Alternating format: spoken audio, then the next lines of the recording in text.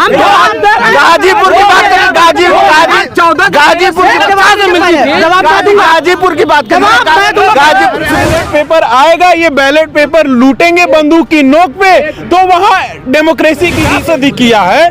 तो विकास के आधार पर चुनाव लड़के दिखावे, विकास पर आप बातें नहीं करेंगे, महंगाई पर बातें नहीं करेंगे, बेरोजगारी पर जो है समाजवादी पार्टी ने अपना जो कैंडिडेट है यहाँ से घोषित किया है, क्योंकि पिछली बार जो है बसपा के गठबंधन में अफजाल अंसारी थे, वो अभी भी फिलहाल में सांसद हैं और उन्हीं को सपा ने अपना कैंडिडेट घोषित किया है। यहाँ पर कुछ लोग हैं, हम इनसे जानते हैं, क्योंकि जो है अभी किसी पार्टी का जो है कैंडिडेट अभी घोषित नहीं हुआ है। मैं 2014 से 2019 का मनोज सिन्हा जी के कार्यकाल का बात करूंगा, जिसमें उन्होंने 23,000 करोड़ रुपए का विकास कार्य कराया, और वो विकास के जवाब में वो क्या करेंगे। 2019 से 2024 तक उनका कार्यकाल देख चुके हैं जनता, आम जनता गाजीपुर की।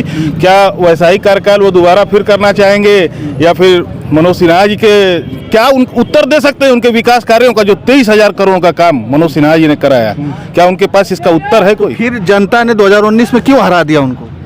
अब जनता कुछ गठबंधन था, जनता ने नहीं हराया। 2019 में जनता ने नहीं हराया।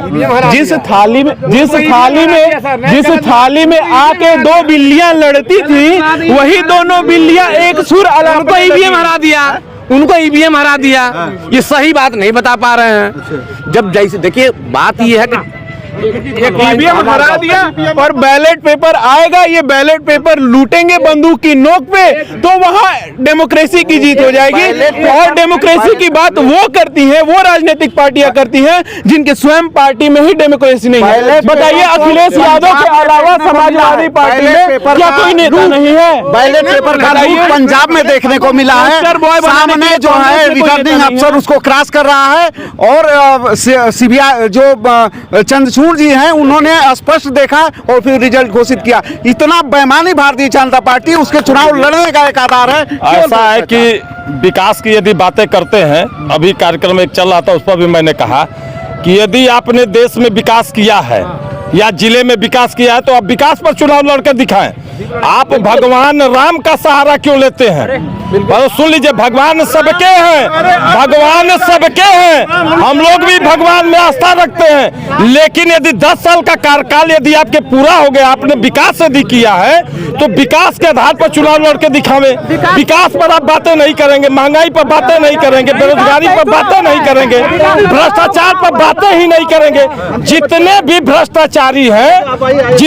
भ्रष्टाचारी हैं, सबको अपने जो है पार्टी में लेने का काम कर रहे हैं, और सिद्धांत की बात करते हैं, भ्रष्टाचार के विरुद्ध लड़ाई लड़ने की बात करते हैं। सारे भ्रष्टाचारी आपके अंदर आ गए।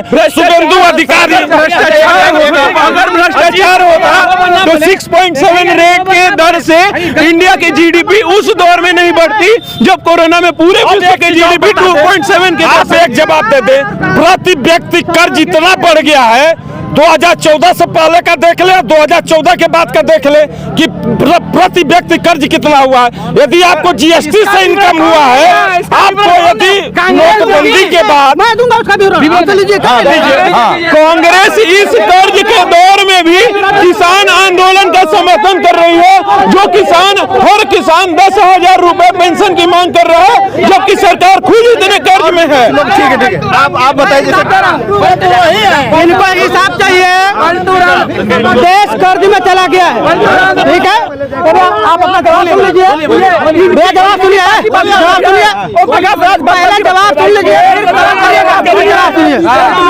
इनको जवाब चाहिए कि जो देश का कर्ज बढ़ा है, ये बात सुन लेने दीजिए। आप लोग ऐसे करेंगे तो थोड़ा सा आप किसानों के लिए इतना कर दिए हैं, यदि आपने कर दिया है, मुद्दा की बात करना, मुद्दा सुनोगे तब ना। आप करने तो 14 से पहले तो बता रहे, गाजीपुर की बात करें, गाजीपुर की बात करें, गाजीपुर। अरे तुम ही बोलो, अरे सुना सुना रुको बेटा, एक मिनट रुको। देखिए गाजीपुर में विकास के नाम पर नंदगंज चीनी मिल की स्थापना कांग्रेस ने की, बड़ौरा सूती मिल की स्थापना कांग्रेस ने की। अरे रुको यार, गूगल है, सुन लीजिए, रुको। तीसरी बात है कि एक पुराने अंग्रेजों के जमाने की हमारे अफीम फैक्ट्री थी, कांग्रेस के रीजिंग में 4000 5000 लोग वर्क करते थे, आज 300 से 500 लोग वर्क कर रहे हैं। नंदगंज चीनी मिल में 7000 8000 लोग काम करते थे, खत्म। बड़ौरा सूती मिल में 3000 3500 लोग काम करते थे, खत्म। अरे कब रोजगार की बात होगी? क्यों कांग्रेस है? रुकिए, आपके पास गूगल है, सर्च कर लीजिए। कल्याण सिंह मुख्यमंत्री थे, उनके कार्यकाल में आपकी नंदगंज चीनी मिल। अरे मित्र मैं झूठ बोल,